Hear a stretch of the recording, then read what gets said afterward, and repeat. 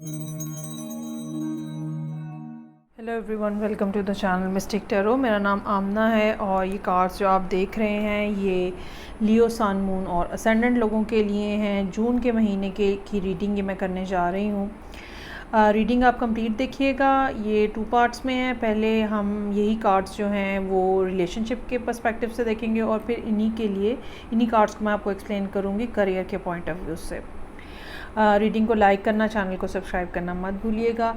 यहाँ कुछ सिचुएशन ऐसी है जहाँ पे पहली बात तो ये नज़र आ रही है कि ये एक नॉन ट्रेडिशनल किस्म का रिलेशनशिप है। इट्स नॉट दैट कि कोई शादी है या कमिटमेंट है या क्या। दूसरी बात जो समझ आ रही है वो ये कि लियोज़ जो हैं वो किसी ऐसे पर्सन के साथ डील कर रहे हैं जो कि या तो वाटर साइन है, यानी कि पाइसेस, कैंसर, स्कॉर्पियो, या उनके चार्ट के अंदर वाटर की प्रेजेंस जो है वो बहरहाल स्ट्रांगली मौजूद है। पिछले कुछ अरसे के अंदर हो सकता है कि ये तकरीबन 1.5 साल का भी अरसा हो सकता है कुछ लोगों के लिए। आप बिल्कुल सरासर इंतज़ार कर रहे हैं, कॉन्टीन्यूसली वेट कर रहे हैं। ऐसा नहीं है कि दूसरी तरफ से आपको जवाब नहीं आ रहा, कम्युनिकेशन भी हो रही है, लेकिन इसके बावजूद कुछ मामला जो है वो सेटल नहीं है। आप जितना जल्दी जो है वो चीज़ों को कर रहे हैं या करना चाह रहे हैं, उतना ही यहाँ पे एक स्टैग्नेशन है, या ये कह लें कि ये स्टैग्नेशन इतनी लंबी हो चुकी है कि अब आप चाहते हैं कि बस फटाफट जल्दी से कुछ हो जाए। एक चेंज है बहरहाल जो यहाँ पे एक्सपेक्टेड है। मुझे ये लगता है कि ये पर्सन जो है, जो कि आपके जहन में है, जिसके बारे में मैंने कहा कि वाटर साइन हो सकता है, ये ऑलरेडी कहीं ना कहीं किसी न किसी और रिलेशनशिप का हिस्सा हो सकते हैं, या किसी न किसी और रीज़न की वजह से ये आपको उतना प्रॉपर रिस्पांस नहीं दे पा रहे जो कि आप हासिल करना चाहते हैं, या जो कि आप समझते हैं कि आपको मिलना चाहिए।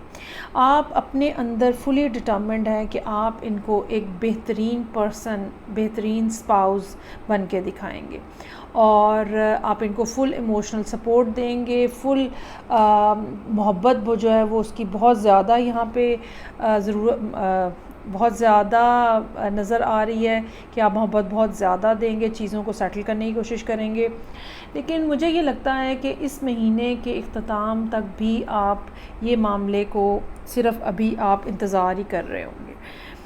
मुझे लगता है कि आपको सीरियसली कंसिडर करने की ज़रूरत है उन सब वजूहात को जिनकी वजह से ये पर्सन जो आपके जहन में है इस टाइम के ऊपर, वो रुका हुआ है, ठहरा हुआ है।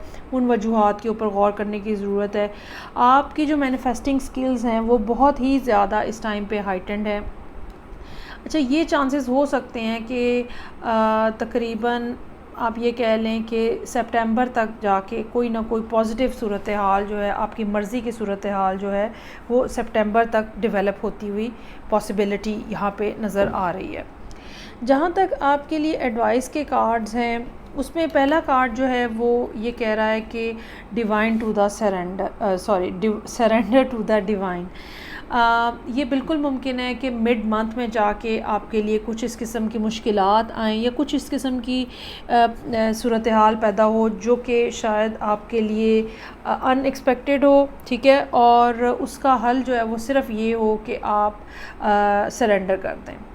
और दूसरी बात जो है, जैसे जैसे फिर मून जो है वो फुल से अगले फेज़ में जाता जाएगा, आहिस्ता आहिस्ता आप अपने गोल्स के करीब होते चले जाएंगे, अपने गोल्स को अचीव करने के करीब होते चले जाएंगे।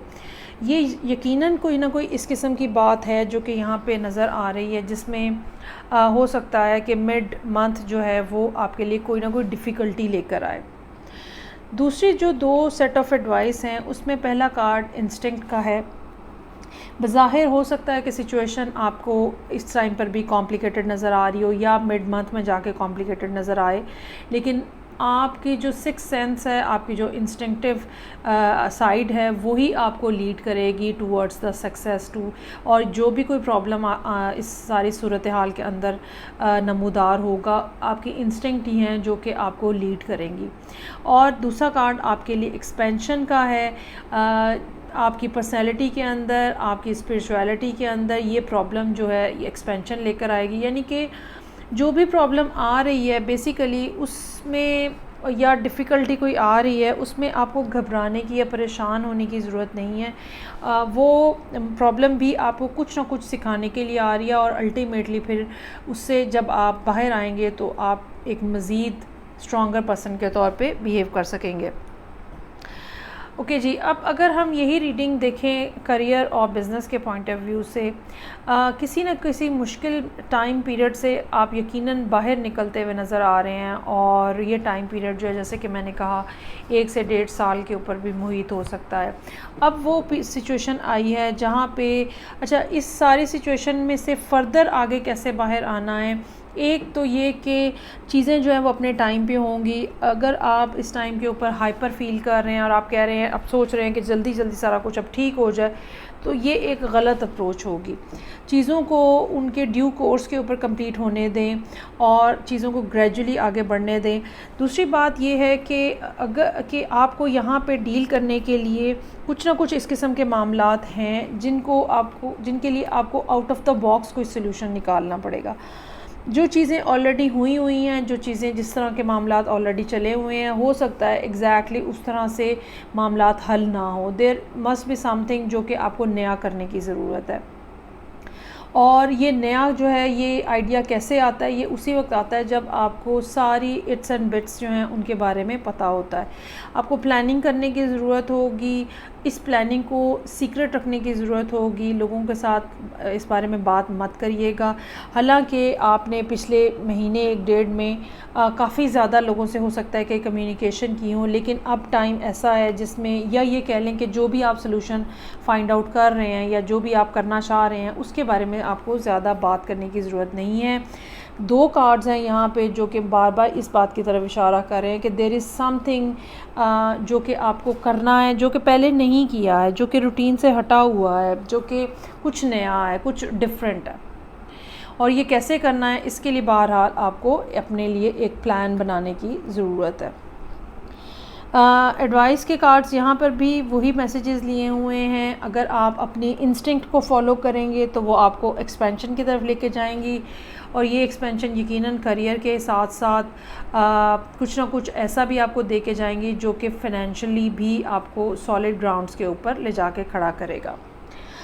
इसके अलावा भी अगर जो भी आपकी कोई डिज़ायर है, यकीनन कुछ ना कुछ चीज़ें जो हैं वो आपको अचीव करते हुए नज़र आ रहे हैं, और ये यकीनन सितंबर तक होता हुआ नज़र आ रहा है। जो भी लॉसेस हैं, जो भी पेन्स हैं, वो यकीनन एंड होती हुई नज़र आ रही हैं। सितंबर और अक्टूबर का टाइम पीरियड आपके लिए काफ़ी अच्छा हो सकता है।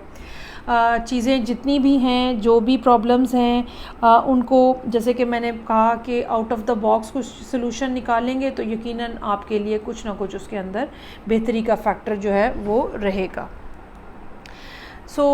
ये थी रीडिंग जो कि लियो, सन, मून और असेंडेंट लोगों के लिए थी। इसमें कोई शक नहीं है कि आप बहुत अरसे से लिंगर कर रहे हैं इस सारी सिचुएशन के अंदर, और लेकिन ये कि जितनी पेशेंटली आपने चीज़ों को चलाया है, जितना सब्र, सुकून और हौसले के साथ बातों को चलाया है, यकीनन आपके लिए कुछ ना कुछ अच्छा है जो कि यूनिवर्स ने रखा हुआ है। बजाय इसके कि आप इस टाइम के ऊपर हाइपर हों और नाराज़गी का इज़हार करें और जल्दी मचाने की कोशिश करें, चीज़ों को उनके टाइम पीरियड के अंदर होने दें, और यकीनन यही आपके हक़ में बेहतर होगा। अपना बहुत ज़्यादा ख्याल रखिएगा। आई होप आपको रीडिंग अच्छी लगी होगी, पॉजिटिव मैसेजेस आपको मिले होंगे। मैं आपसे नेक्स्ट रीडिंग के साथ फिर मिलूँगी। तब तक के लिए अपना बहुत ज़्यादा ख्याल रखिएगा। खुदा हाफ़िज़।